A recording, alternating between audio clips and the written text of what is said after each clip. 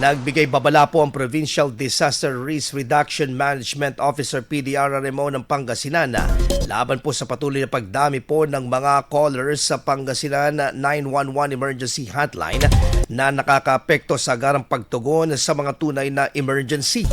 Ayon sa tanggapan, ang maling paggamit ng emergency hotline tulad ng pagbibiro at pagdilinlang at naguulat ng mga peking insidente ay nagdudulot ng mga pagkakaantala sa pagresponde ng mga otoridad at maaaring magbunsod ng panganib sa buhay at ari-arian ng mga nangangailangan ng agarang tulong.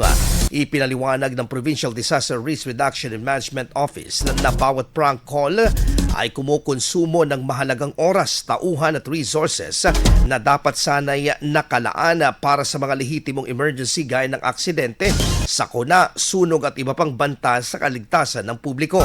Binigyang diin din ng tanggapan na may umiiral na ordinansa ang lalawigan na nagbabawal at nagpapataw ng parusa laban sa mga prank callers sa Pangasinan 911 bilang bahagi ng mas pinaigting na kampanya upang mapanatili ang kaayusan at pagiging epektibo ng emergency response system.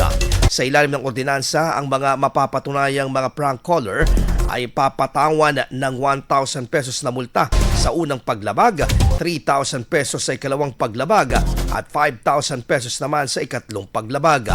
Dahil dito, mahigpit na hinimok ng PDRRMO ang publiko na gamitin ang Pangasinan 911 ng responsable at tumawag lamang sa mga tunay na emergency upang masiguro na ang tulong ay agad na makakarating sa tunay na nangangailangan.